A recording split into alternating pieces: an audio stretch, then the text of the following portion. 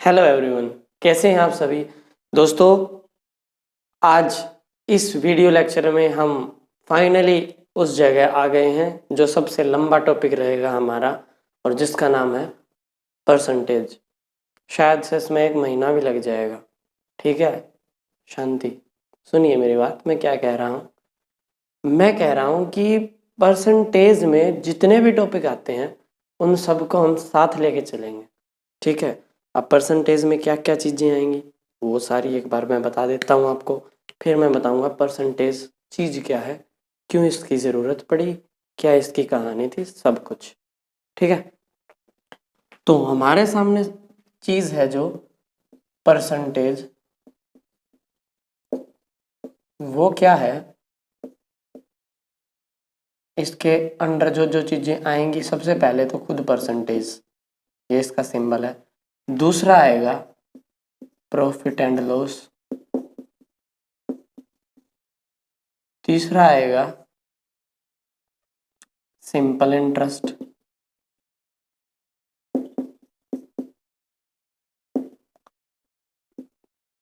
चौथा आएगा compound interest.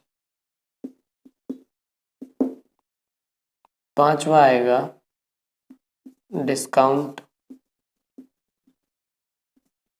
और एक टॉपिक है उसको हम बोल सकते हैं जो, जैसे हम किसी के साथ साझा करते हैं।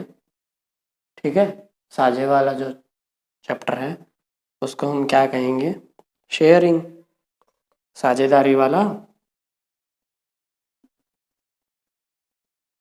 शेयर। ठीक है, समझ में आ गई।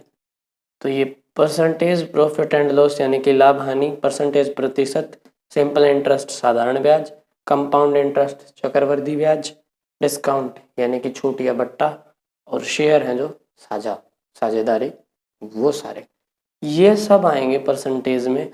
और इन सब को हम एक साथ ही पढ़ेंगे। ठीक है, इन सब को हम एक साथ पढ़ेंगे। कुछ बेसिक बातें सबसे पहले कि परसेंटेज की ज़रूरत क्यों पड़ी। परसेंटेज का मतलब अगर हम हिंदी में देखें तो वो होता है प्रतिशत।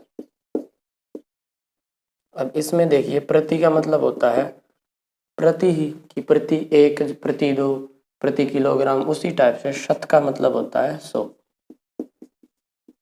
कि हर 100 के लिए, हर 100 के लिए मतलब आप चाहो तो 100 पे, या कह सकते हो जिसका हर 100 हो उसको भी हम प्रतिशत ही कहते हैं। एक ऐसी भिन्न होती है। अब इसमें जो नई चीज़ है इससे रिलेट होने वाली, वो है फ्रैक्शन भी। ठीक है, एक ऐसी भिन्न होती है जिसका हर 100 होता है। फ्रैक्शन होती है जिसका हर है वो 100 होता है। ठीक है, इसका क्या रोल है, क्यों है, वो सब के बारे में आज हम बात करेंगे। ठीक है, प्रतिशत का मतलब होता है प्रति सैकड़ा। और इसके अलावा जैसे सिंपली कहें तो ये एक फ्रैक्शन होती है जिसका जो डिनोमिनेटर है वो 100 होता है।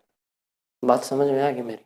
ठीक है, इसकी ज़रूरत कहाँ पड़ी, जहाँ पे फ्रैक्शन, प्रॉफिट लॉस जो भी होता है वो हम 100 पे कैलकुलेट करने लगे, प्रति 100 पे, तो वहाँ पे इसकी ज़रूरत पड़ती है। अब वो क्या चीज़ है, वो चीज़ है कि जैसे मान लीजिए थोड़ी देर के लिए कि आपके कुछ मार्क्स हैं, जैसे आपके कुछ मार्क्स आए हैं, वो हैं किसी पर्टिकुलर नंबर में से, मान लो 450 में से आए हैं वो नंबर, और 450 में से आपके जो नंबर आए हैं वो आए हैं 180। तो आप इसको बताएंगे कि मेरे 180 मार्क्स आए हैं 400 में से। ठीक है, तो इसी मार्क्स को जब हम किसी को बताएं तो हम ऐसे लिखते हैं कि भाई 180 आउट ऑफ 450 मेरे को मिले हैं। ठीक है, तो ये जो चीज़ है इसको परसेंटेज में, कि मतलब इसका जो डिनोमिनेटर है उसको हम 100 बना दें तो उसको हम परसेंटेज कह सकते हैं। तो अब 100 तो ऐसे तो बना नहीं सकते, तो हम इसकी 100 से मल्टीप्लाई कर देते हैं और इसकी 100 से डिवाइड कर देते हैं। ये काम हम कर सकते हैं बहुत आराम से। ठीक है, ठीक, हमने एक 0 से इस एक 0 को काट दिया, ठीक है। अब देखिए जो, या इसको और आगे काटेंगे तो 9 पंजे 45 और 9 दूनी 18 आ गया ये। 9 पंजे 45, 9 दूनी 18 और 5 से अगर इसको काटने बैठे 5 दूनी 10, 20 दूनी ऊपर से आ जाएगा 40, तो आ गया ये 40/100। इसी 40/100 को मैं क्या लिख सकता हूँ, हमें जो डिनोमिनेटर में 100 चाहिए था वो 100 आ गया। तो इसी 40 को जब हम आगे लेके चलते हैं तो हम इसको ये लिख सकते हैं 40 गुना 1/100। ठीक है, 40 गुना 1/100, और जो ये 1/100 ही होता है इसी का मतलब होता है परसेंटेज। तो मतलब इसका क्या वैल्यू आ जाएगी कि 40%, मतलब हमें 40% मार्क्स मिले हैं। समझ में आ गई बात कि भाई साहब वो नंबर 100 में से, तो 100 में से कितने आएंगे, वो 40 आएंगे, जो 180 नंबर होंगे 450 में से। समझ में आ गई। मैथ्स में आप इक्वालिटी को कभी भी ब्रेक नहीं कर सकते। अगर आप किसी चीज़ से मल्टीप्लाई करते हैं तो आपको उसी चीज़ से डिवाइड भी करना पड़ता है। अगर आप कोई चीज़ जोड़ते हैं तो उसको आपको घटाना भी पड़ता है। अगर आप किसी चीज़ का स्क्वायर लेते हो तो उसका स्क्वायर रूट भी लेना पड़ता है। ठीक है, उसी टाइप से जब हम 100 से मल्टीप्लाई और 100 से डिवाइड करते हैं, ये 1 जो 100 आता है इसी का मतलब परसेंटेज होता है। और इस परसेंटेज को हम डायरेक्ट किसी से 1/100 नहीं कर सकते, इसलिए हम पहले 100 से उसकी मल्टीप्लाई भी करते हैं। इतनी चीज़ मेरे हिसाब से क्लियर है। परसेंटेज का थोड़ा सा बेसिक जो मतलब है वो आप लोगों को समझ में आ गया होगा। ठीक है, अब देखिए इन सब चीज़ों से हमें ये पता लग रहा है कि परसेंटेज किसी भी वैल्यू को इस टाइप से शो करता है सिंप्लीफाइड वे में, कि हम ये कह सकते हैं कि जो उसका डिनोमिनेटर होगा वो 100 होगा। ठीक है, चलिए ये बात क्लियर है। तो अब सबसे पहले जो इसका कोरिलेशन बनता है, कोरिलेशन को भी अगर हम साथ में डिस्कस करने बैठें तो सबसे पहले जो है कि परसेंटेज खुद एक फ्रैक्शन है, और फ्रैक्शन का रिलेशन, फ्रैक्शन और किस किस से रिलेट करता था, फ्रैक्शन रिलेट करता था रेशियो और प्रोपोर्शन से, रेशियो एंड प्रोपोर्शन से। ठीक, तो क्या मैं ये कह सकता हूँ परसेंटेज रेशियो एंड प्रोपोर्शन से भी रिलेट करेगा। ठीक है, और फ्रैक्शन किससे रिलेट करता था, डेसिमल से, डेसिमल से, तो डेसिमल से भी परसेंटेज रिलेट करेगा। समझ में आ गई। आप कहीं ना कहीं ये कह सकते हो कि मैथ्स में परसेंटेज का एरिया बहुत बहुत बड़ा है। ठीक है, और परसेंटेज होता है सिर्फ एक फ्रैक्शन ही है। ठीक, ये तो था इसके बेसिक, इसके बारे में जो जो चीज़ें थी इन सबको हम साथ लेके चलेंगे। प्लस में मैं इस परसेंटेज के साथ साथ एक क्लास और लूँगा जिसमें हम क्या देखेंगे, जो पीछे हमने जो जो चीज़ें पढ़ी हैं उनका परसेंटेज से जो कोरिलेशन बनता है उसके बारे में। ठीक है, अब रेशियो प्रोपोर्शन से हमारे सामने एक चीज़ और भी आई थी जिसको हम बोलते थे mixture and allegation, mixture and allegation. ठीक है, तो ये उससे भी रिलेट करता है। ऑलमोस्ट ये सभी जो टॉपिक है मैथ्स के उन सब से ये कहीं ना कहीं रिलेट करता है। ठीक है, तो उनका जो कोरिलेशन है उसको हम बहुत जल्दी पढ़ेंगे, जैसे ही इसका थोड़ा सा बेस क्लियर हो जाए उसके बाद। ठीक है, तो अब देखते हैं इस परसेंटेज के बारे में, कॉन्सेप्ट की क्या क्या चीजें हैं, कैसे काम करती हैं वो सब। ठीक है, तो अब हमारे पास सिर्फ बचता है कि परसेंटेज। परसेंटेज के बारे में मैंने आप लोगों को बता दिया कि एक्चुअल में परसेंटेज होता क्या है, कैसे ये वर्क करता है, क्या इसकी इम्पोर्टेंस है। सिंपल सी इम्पोर्टेंस ये है कि उस चीज़ को हम 100 के बिहाफ पे कैलकुलेट करने बैठ जाएं तो वो चीज़ जो 100 में से आती है उसी को हम बोलते हैं परसेंटेज या प्रतिशत। उसका सिंबल भी मैंने आप लोगों को बता दिया। जो प्रतिशत होता है वो होता है ये। ठीक है, प्रतिशत होता है ये। अब सबसे पहला काम आता है प्रतिशत के बारे में। जैसे ही हमें आया कि न्यूमरेटर और डिनोमिनेटर नाम की दो चीजें होती हैं, जिसका डिनोमिनेटर 100 हो जाए उसको हम परसेंटेज कह देते हैं। हाँ भाई, समझ में आ गई बात। ठीक है, तो दोस्त क्या हम ये कह सकते हैं कि एक नंबर को परसेंटेज से डेसिमल में चेंज करना पड़ सकता है या फ्रैक्शन में चेंज करना पड़ सकता है, और एक नंबर को फ्रैक्शन से वापस परसेंटेज में भी चेंज करना पड़ सकता है। ठीक है, अब ये चीज जो समझने की थी सारी ये थी कि किसी नंबर में फ्रैक्शन, परसेंटेज, डेसिमल, ये क्या होता है कि 100% की वैल्यू है बिल्कुल पूरा, और पूरा क्या होता है 1। 100% का मतलब होता है 1। ठीक है, समझ में आ गई बात। 100% का मतलब होता है 1। 50% का मतलब क्या होता है 1/2। अब यहाँ पे ही है ना घंटी बजनी शुरू हो जाती है कि 1/2 कैसे आया।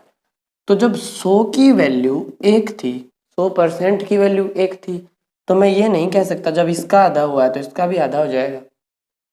ठीक है, बात समझ रहे हो मेरी, कि इसका आधा हुआ है तो इसका भी आधा हो जाएगा। या क्या मैं ये कह सकता हूँ कि 1 का 100% जो 1 था, तो 1 का 50% कैसे निकलेगा, तो हम इसको ये लिखेंगे 1 का 50%। ठीक है, या 1 का 50%। तो 1 का, अब इसको हम का को हम पहले ही सीख चुके हैं किसमें, जो हमने सिंप्लीफिकेशन सीखा था, सरलीकरण। का मतलब होता है गुणा, 1 गुणा 50। और प्रतिशत का मतलब मैंने थोड़ी देर पहले आप लोगों को बताया कि 1/100 होता है। 1/100 लिख दिया। एक जीरो से एक जीरो कट गई, 5 दूनी 10, ऊपर की मल्टीप्लाई करी 1 आया, नीचे की मल्टीप्लाई करी 2 आया। तो जो ये 1/2 आया है ये ही होता है 50%। ठीक है, अब इस 1/2 को ही आप डेसिमल में लेके जाना चाहें, 1 का 50% डेसिमल में लेना ले अगर, तो वो क्या होगा, तो वो सिंपल सी बात है कि 1 का जो ये आया है 1/2, और इसी को अगर आप डेसिमल में लिखना चाहो तो आपको इसकी 5 से मल्टीप्लाई करनी पड़ेगी, 5 से डिवाइड करना पड़ेगा, ऊपर आएगा 5 नीचे आएगा 10, पॉइंट लग जाएगी 0.5। ठीक है, 1 का 50% उसको हम क्या कह सकते हैं 0.5 या 1/2। तो ये जो चीज़ है 1/2 ये तो है फ्रैक्शन, और जो 0.5 है ये है डेसिमल। ठीक है, बकवास बातें हैं, 100 से मल्टीप्लाई करने वाली, 100 से डिवाइड करने वाली, नहीं पढ़ना उन चक्करों में। आपको बस ये समझना है कि 1 का 50% क्या होता है। प्रतिशत का मतलब होता है 1/100, का मतलब होता है मल्टीप्लाई। ठीक है, अब किसी भी फ्रैक्शन को डेसिमल में चेंज करना मैंने आप लोगों को पहले बता दिया। किसी भी फ्रैक्शन को डेसिमल में चेंज करना मैंने आप लोगों को बता दिया, और डेसिमल को फ्रैक्शन में चेंज करना बता दिया। अब है परसेंटेज में कैसे चेंज करेंगे। तो परसेंटेज में हम जैसे जब हम किसी का फ्रैक्शन से डेसिमल में चेंज करते थे तो हम कोशिश करते थे नीचे 10 बन जाए, 100 बन जाए, 1000 बन जाए, इस टाइप का। परसेंटेज में आप क्या कोशिश करेंगे, नीचे क्या बन जाए 100 बन जाए। ठीक है, और उस 1/100 की वैल्यू सीधी हम परसेंटेज में लिख देंगे। ठीक, अब देखते हैं जैसे सबसे पहले कुछ वैल्यूज हैं कि जो मोस्ट कॉमन हमारे सामने यूज होंगी वो सारी। ठीक है, देखो तो सबसे पहले होता है 100%, मतलब 100% आदमी, बिल्कुल वैसे बोलते हैं भाई 100% है। ठीक है, वैसा टका कुछ और ही चीज है, पर आप ये कह सकते हो 100%। इसी को हम बोलते थे 16 आने सच, यानी कि 100% बोलते हैं जो वो। तो 100% की वैल्यू जो होती है भाई वो होती है 1, और डेसिमल में इसकी जो वैल्यू होती है वो भी होती है 1। मैं यहाँ पे लिख रहा हूँ परसेंटेज, यहाँ पे लिख रहा हूँ फ्रैक्शन, और यहाँ पे लिख रहा हूँ डेसिमल। 100% के बाद हमारा जो सबसे ज़्यादा यूज होता है उसको कह सकते हैं 50%, जिसकी वैल्यू होती है 1/2, और फ्रैक्शन 1/2, और डेसिमल में आ जाता है ये 0.5। ठीक है, उसके बाद एक 25% भी होता है। 25% की वैल्यू होती है 1/4। किसका निकल रहा है ये 25%, ये निकल रहा है इस 1 का जो हमने स्टैंडर्ड मान रखा है, और इसी की वैल्यू आती है 0.25। फिर आता है 20%, जिसकी वैल्यू हमारे सामने होती है 1/5। इसकी वैल्यू हम डेसिमल में लिखते हैं 0.20। ठीक है, समझ में आ गई बात, 0.20। उसके बाद आ जाता है 10%, जिस 10% को हम लिखेंगे 1/10, और इसकी वैल्यू होती है 0.10, या खाली ये 0 हटा भी सकते हो, कोई फर्क नहीं पड़ता। फिर आता है 5%। 5% को आप क्या लिख सकते हो, 5% को आप लिख सकते हो 1/20, और 1/20 की जो वैल्यू आएगी वो आएगी 0.5%, यानी कि 5/100। तो क्या ये मैं कह सकता हूँ कि 0.05 आ जाएगा, इसका आधा हो जाएगा क्योंकि ये इसका आधा है, ये भी इसका आधा है। 0.1 का आधा क्या होता है? 0.05। और अगर नीचे जाना चाहें तो आएगा 1%। अब ये 1% क्या होता है? 1% होता है 1/100, और 1/100 को आप लिख सकते हो 0.01। ये है सारी कहानी परसेंटेज की। कैसे चेंज किया मैंने आप लोगों को बता दिया कि एक का स्टैंडर्ड है इसमें, एक का 100% निकालोगे, एक का 100%, एक का 100%, एक लिख दिया, का मतलब गुणा, 100 एज इट इज, प्रतिशत का मतलब होता है 1/100। 100 से ये 100 मार दिया, वैल्यू आ गई 1। एक का 5% निकालना है, एक का 5%, एक का मतलब गुणा, 5 एज इट इज, परसेंटेज के नाम का 1/100। ठीक है, इससे इसने आपने इसको काटा, तो एक का 5% जो आपको निकालना था, 5 एकम 5, और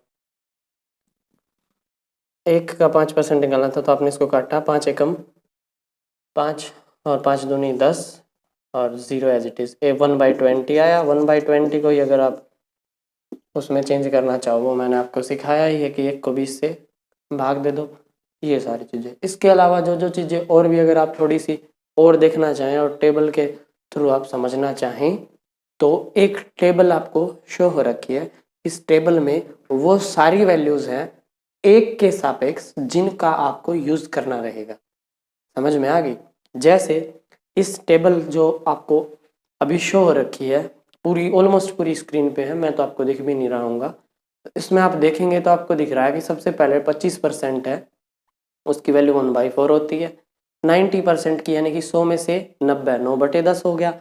33.5% है जो 33 सही 1/3% है जो 33 एंड 1/3, इसको बोलते हैं 1/3। 100% होता है 1, और भाई 6 एंड 1/4 होता है 1/16। 80% होता है 4/5, 40% होता है 2/5, 60% होता है 3/5, 37 एंड 1/2% होता है 3/8, 30% होता है 3/10, 75% होता है 3/4, 150% होता है 3/2। ठीक है, मैं हटा रहा हूँ इस टेबल को। हाँ जी, ये चीज़ आपने देखी। इन सब का आप याद करना चाहें तो याद कर सकते हैं, बस इसमें याद करने का है नहीं कुछ, बस इसको आपको समझना है। और याद करने की ही अगर ज़रूरत पड़ी तो फिर हमारी क्लास लेने का फ़ायदा क्या है? हम याद करने के लिए आप लोगों के सामने कुछ भी नहीं छोड़ते। हम सब चीज़ की जो बेसिक जो भी चीज़ें पॉसिबल हो सकती हैं, मैं वो सारी बताने का आप लोगों के सामने प्रयत्न करता हूँ। ठीक है, तो ये चीज़ें थी जो आपको सबसे ज़्यादा इम्पोर्टेंट थी इसमें समझने के लिए। जो कुछ बुक्स में ये लिखा रहता है कि किसी भिन्न को प्रतिशत में बदलने के लिए 100 से गुणा कीजिए। जैसे किसी भी भिन्न को, अब भिन्न है वो डिपेंड करता है ना भाई कैसी है, वो भिन्न कैसी है उसको 100 से गुणा करने के लिए बोल देते हैं। पॉइंट्स में हो, पंगे हो, इससे अच्छा है आप उसको परसेंटेज में बदलने का जो एक्चुअल मेथड है उसको समझ लीजिए। 100 से गुणा भाग तो बाद में भी बुक से देख के कर ही सकते हो। समझ रहे हो मेरी बात कि परसेंटेज की ज़रूरत क्यों पड़ी, कैसे ये आया, और क्यों इतना इम्पोर्टेंट है ये चीज़। इतना काम मेरे हिसाब से क्लियर है आप लोगों का। तो मैं इसको साफ कर देता हूँ और अब हम बात करते हैं कि ये परसेंटेज है जो, इसका अब यूज़ हमारे क्वेश्चन में, सिलेबस में, लाइफ में कैसे कैसे होता है। तो हमारी लाइफ में हम सबसे पहले जो कोई भी काम करते हैं उसमें पैसा आजकल बहुत ज़्यादा इम्पोर्टेंट है। पैसा ही पैसा है। तो हमारे घर में जो हम रुपए देते हैं किसी को ब्याज पे या कैसे भी, हम उसको बोल देते हैं कि भाई साहब 2 रुपये सैकड़े का ब्याज लगेगा, लगेगा भाई 2 रुपये सैकड़े का ब्याज। इसका मतलब क्या है? इसका मतलब है कि उसकी कुछ स्टैंडर्ड्स हैं, वो बता रखे हैं। ये छोटे तबके के लिए मैं बता रहा हूँ आपको, एक्चुअल में तो ये भी परसेंटेज ही है। तो वो 2 रुपये जो होते हैं वो 100 रुपये के ऊपर लगते हैं एक महीने के। ठीक है, अब 100 रुपये के ऊपर एक महीने के 2 रुपये लगते हैं। मैं सिंपल इंटरेस्ट की बात कर रहा हूँ थोड़ी देर के लिए। आज की क्लास में मेरे हिसाब से हम किसी क्वेश्चन को नहीं देखेंगे, हम देखेंगे बस बेसिक चीज़ें, ये सब होता क्या है, क्यों होता है, क्या इसकी ज़रूरत है, ये सब। ठीक, तो जो हम 100 रुपये किसी को दे दिए मान लीजिए, और हमने कहा कि भाई साहब 2% का ब्याज लगेगा। ठीक है, तो इसका मतलब 2% का नहीं है, वो 2 रुपये सैकड़ा है जो, वो ये मत सोचना कि 2% ब्याज है, नहीं, वो एक महीने के लिए होता है। एक महीने के लिए हम उसको कह सकते हैं कि वो 2% है, 100 रुपये पे 2 रुपये। लेकिन जब हम साल के हिसाब से देखेंगे तो आप पाएंगे कि 2 रुपये हर महीने आएंगे 100 रुपये पे। तो एक साल में 12 महीने होते हैं और 24 रुपये आ जाएंगे। तो क्या मैं ये कह सकता हूँ कि उसकी जो रेट है भाई साहब वो 100 रुपये पे 24 रुपये देगा हमें एक साल के। तो उसकी जो रेट आएगी वो आएगी 24% एक साल की। समझ में आ गई? अब इसको एक महीने की आप 2% कह लो या एक साल की 24% कह लो, बात एक ही है।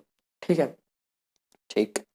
अब है कि जो ये परसेंटेज होता है, ये परसेंटेज हमेशा कैलकुलेट किस चीज पे किया जाता है?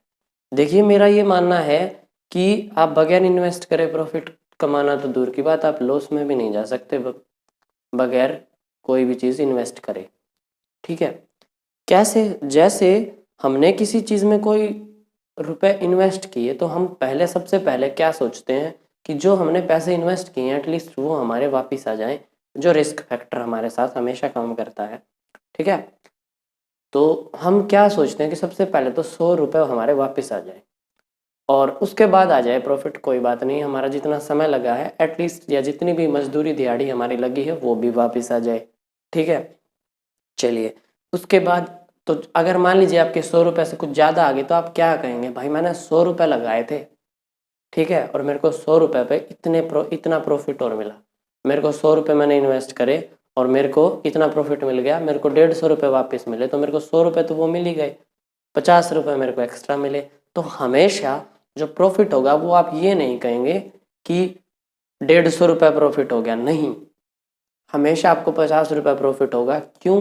क्योंकि जो प्रॉफिट या कोई भी चीज़ कैलकुलेट करी जाएगी वो इन्वेस्टमेंट पे कैलकुलेट करी जाएगी। ये मैं वर्ल्ड वाइड आप लोगों को बातें बता रहा हूँ, चाहे आप वो डिस्काउंट की ले लेना, चाहे वो साझेदारी की ले लेना, चाहे आप वो सिंपल इंटरेस्ट की ले लेना, कंपाउंड इंटरेस्ट की ले लेना, डिस्काउंट की कहीं की ले लेना, उसमें ये चीज़ हमेशा रहेगी कि जो भी परसेंटेज आपको कैलकुलेट करना रहेगा मैक्सिमम टाइम, कंडीशन अगर दे दे तो बात अलग है, वरना वो आपको हमेशा इन्वेस्टमेंट यानी कि क्रय मूल्य, जिसको आप आगे पढ़ेंगे कॉस्ट प्राइस या अंकित मूल्य, उसके ऊपर कैलकुलेट करना रहता है।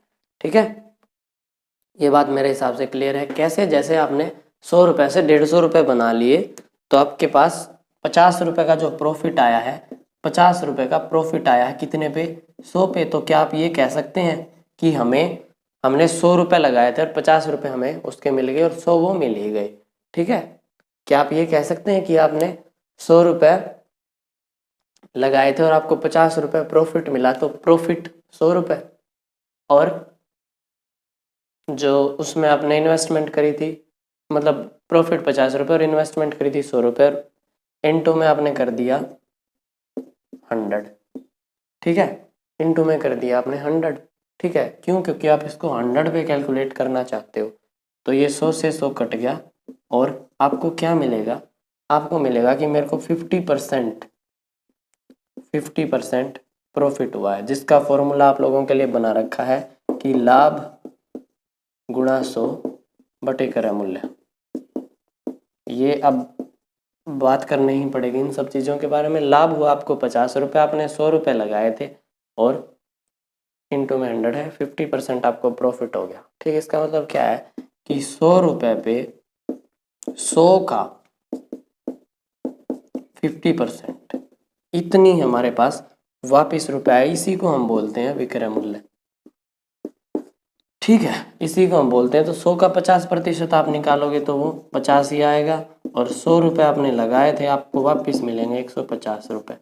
ठीक है, तो आप ये नहीं कहेंगे 100 से 150 बना दिए, हाँ बना दिए मान लिया, पर जो आपको प्रॉफिट हुआ है वो इन 100 को हटा के हुआ है, क्योंकि 100 तो आपने लगाए थे यार, इसलिए 50 रुपीज़ का है जो वो प्रॉफिट आ जाएगा, जिसको आप हमेशा किस पे कैलकुलेट करेंगे?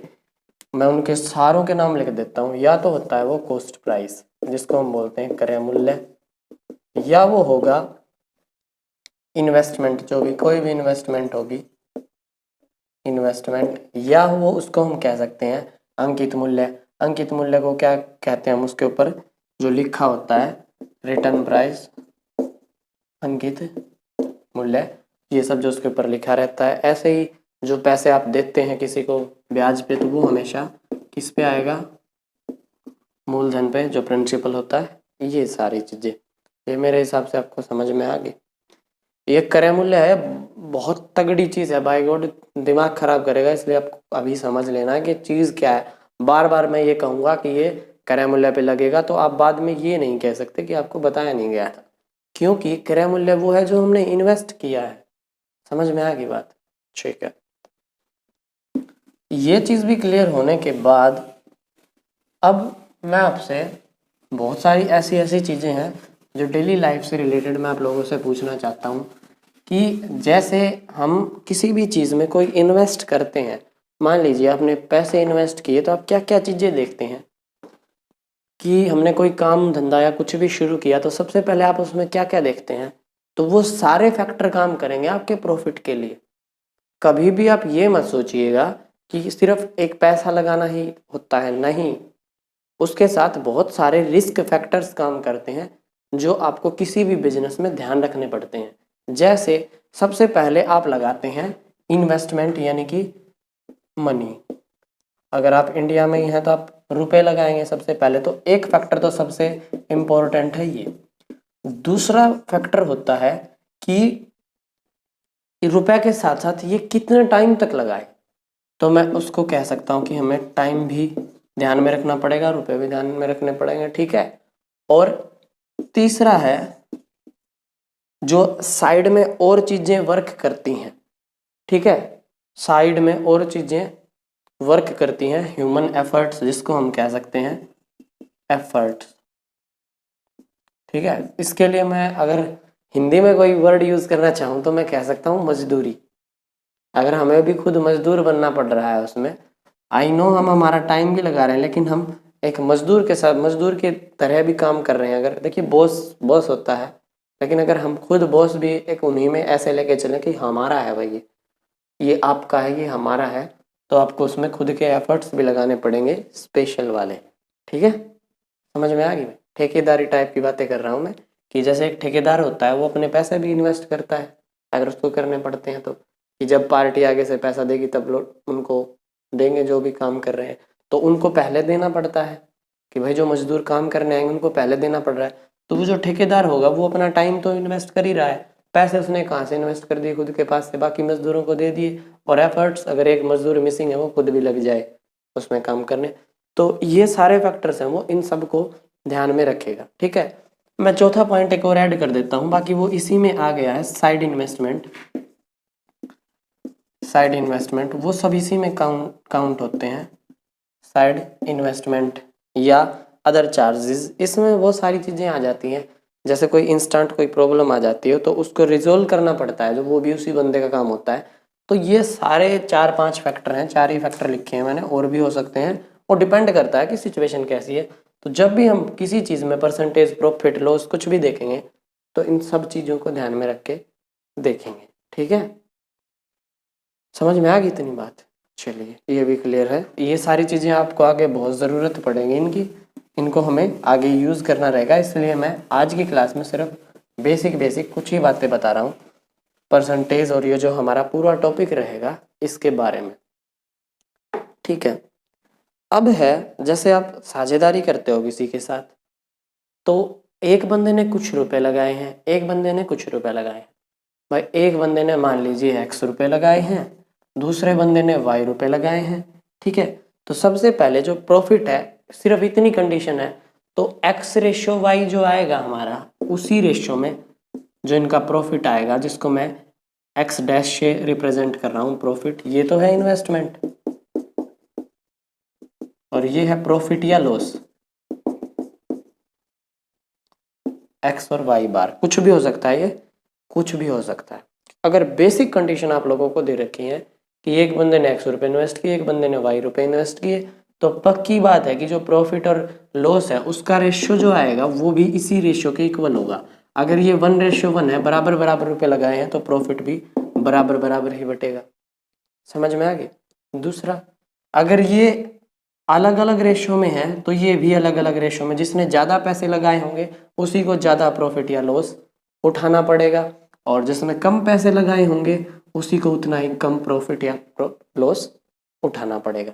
सिर्फ एक फैक्टर लिया है कि पैसा इन्वेस्ट किया, दूसरा, मान लीजिए आप इसके साथ साथ अपने एफर्ट्स भी लगा रहे हैं।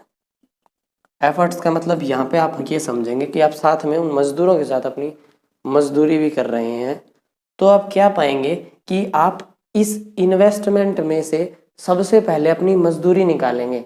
जो आपने उसमें अपना टाइम एक मजदूर की भांति इन्वेस्ट करा है, उसकी वो मजदूरी पहले निकालेंगे और उसके बाद में आप अपना जो प्रॉफिट है वो या लॉस है वो देखेंगे। बात समझ में आ गई मेरी, क्या कह रहा हूँ मैं? अच्छा, अब मान लीजिए इन दो बंदों में से एक के ने ज़्यादा पैसे लगाए और उसने कहा है कि भाई साहब मैं है ना काम नहीं करूँगा, मैं बस बैठ के सब कुछ मैनेज करूँगा और अपना पढ़ाई लिखाई मुनीम टाइप काम रहेगा मेरा। लेकिन दूसरा है, उसने कहा कि मैं तो साथ में काम भी करूँगा।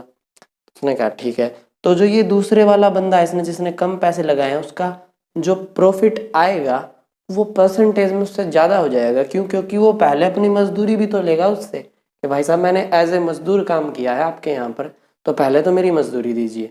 उसको देनी पड़ेगी, क्योंकि उसकी जगह अगर कोई और बंदा काम कर रहा होता तो उसको भी वो मजदूरी देनी पड़ती।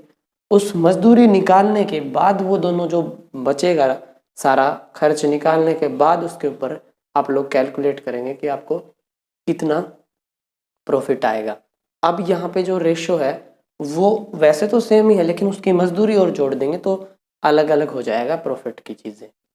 समझ में आ गई बात? इसलिए ध्यान रखिएगा कि जो प्रायोरिटी थी इन्वेस्टमेंट वो लास्ट में आती है, लास्ट में आती है वो, और उससे पहले जो सेकेंडरी चीज़ें हैं उनको हम पहले निकालने की कोशिश करते हैं। बेसिक बिजनेस स्ट्रेटजी के बारे में बात कर रहा हूँ मैं, उनके बारे में बात नहीं कर रहा जिनके अंदर उस टाइप का दिमाग है कि इन्वेस्टमेंट करो, प्रॉफिट के चक्कर में रहो, कहीं से मिल जाए लूट लो, वो सब नहीं। ठीक है, अब मान लीजिए इसी टाइप की कोई एक कंपनी में कुछ बंदों ने ऐसे ही पैसे लगा दिए। हमने दो चीज़ें तो डिस्कस कर ली कि पैसे लगा दिए और ह्यूमन एफर्ट्स में एक बंदा था या नहीं था वो सब। अब तीन चीज़ साथ में आ जाएं, तीन फैक्टर साथ में आ जाएं काम करने के लिए। तीन फैक्टर क्या है कि दो बंदे हैं, एक बंदा एक्स है और एक बंदा वाई है। उसने कुछ रुपए लगाए एक्स और इसने लगाए वाई रुपए।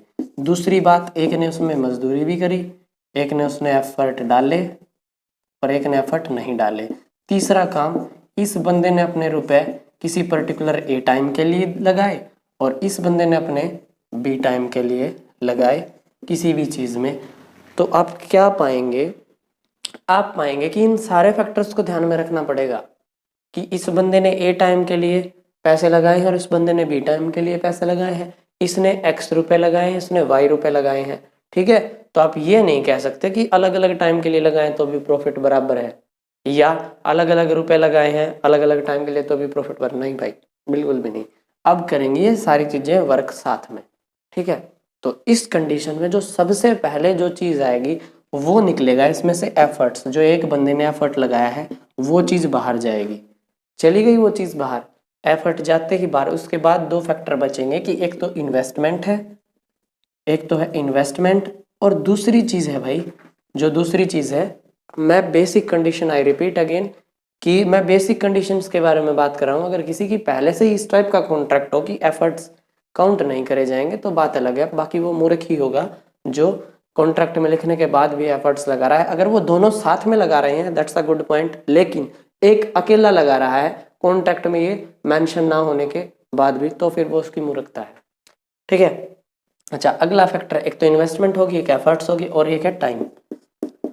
अब जो ये टाइम है, मान लीजिए कोई दो बंदे कुछ पैसे लगाते हैं, एक बंदे ने इसने लगा लिए थोड़ी देर के लिए 100 रुपए और इसने भी लगाए 100 रुपए, और इसने कहा कि मेरे रुपए 1 महीने के लिए लगेंगे और इसने कहा कि भाई मेरे रुपए 3 महीने के लिए लगेंगे। और इन दोनों ने 100 रुपए लगा के, मतलब 200 रुपए लगा के, और इन्होंने प्रॉफिट बना लिया कि 200 के 250 हो गए।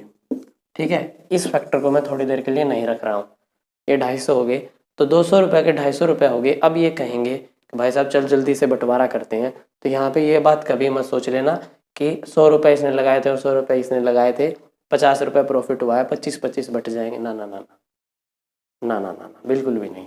सामने वाला साफ कहेगा कि मैंने तो अपने रुपए 1 महीने के लिए लगाए थे, मतलब आपने तो 1 महीने के लिए लगाए थे और मैंने 3 महीने के लिए लगाए थे, इसलिए जो है 1:3 ये भी आएगा।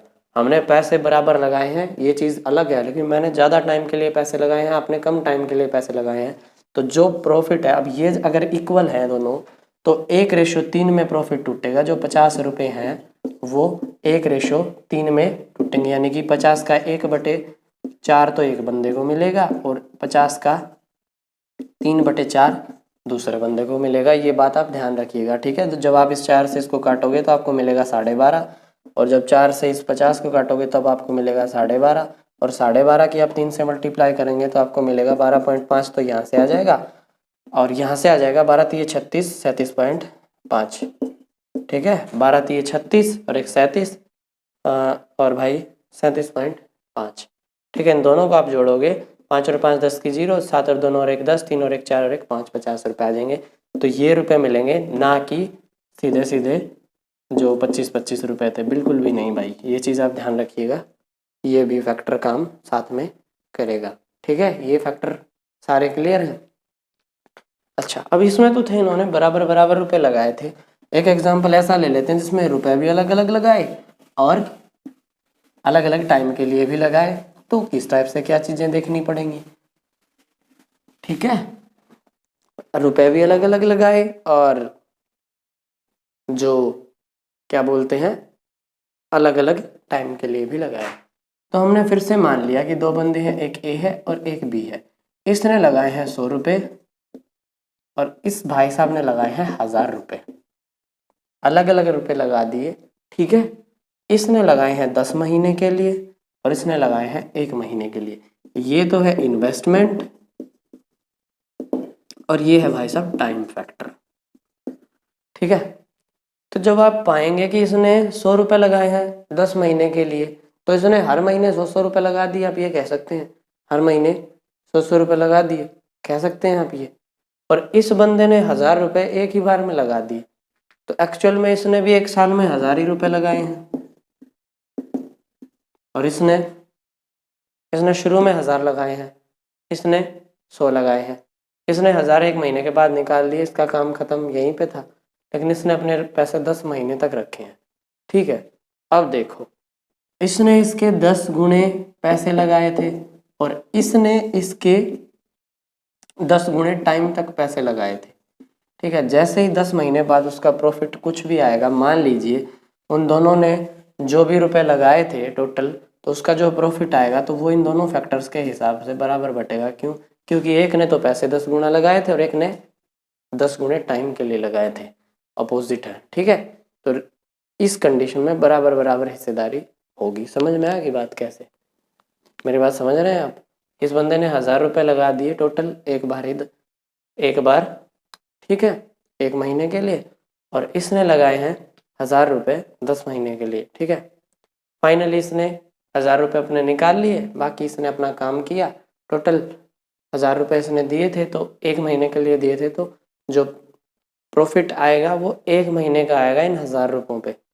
यहाँ से हम ये कह सकते हैं कि ये 1:10 में इन्होंने इन्वेस्टमेंट करी थी और यहाँ से 10:1 में। एक्चुअल में देखे तो हमने 11 चीज़ें ही तो साथ में करी हैं।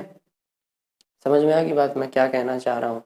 कि एक ने ज़्यादा पैसे लगाए थे और एक ने ज़्यादा टाइम के लिए लगाए थे, तो वो दोनों फैक्टर साथ में काम करेंगे, ठीक है। इस टाइप से उनको प्रॉफिट मिलेगा।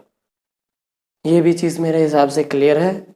तो भाई आज का ये जो टॉपिक है, इसमें हमें बस यही चीज़ें थी जो आपको बेसिक पढ़ना था, परसेंटेज, शेयर, सब कुछ के बारे में, कि आपको आगे क्या क्या चीज़ें ध्यान रखनी है। कल से हमारा जो टॉपिक है बेसिक परसेंटेज, ठीक है, जो इसका सब टॉपिक कह सकते हैं हम, जो बेसिक परसेंटेज है वो स्टार्ट होगा। और ध्यान रखिएगा क्लास मिस ना हो। शायद से मैं कोशिश करूँगा इसको 25 से 30 दिन में या 25 के आसपास दिन में कंप्लीट करने की। और इस टॉपिक में मेरा टारगेट है कि कम से कम हम 1000 से 1200 क्वेश्चन के आसपास प्रैक्टिस करें, ठीक है। तो भैया अगर आप लोगों को ये वीडियो पसंद आई तो हमारी वीडियोस के बारे में प्लीज़ हर जगह बताएं कि ऐसे ऐसे एक ऐसा चैनल एग्जिस्ट करता है जिस पे इस टाइप से कॉन्सेप्ट्स पढ़ाए जाते हैं, ठीक है। और अपना ध्यान रखें, अपने परिवार का ध्यान रखें। धन्यवाद, नमस्कार। आज की वीडियो में सिर्फ इतना ही। शुभ रात्रि।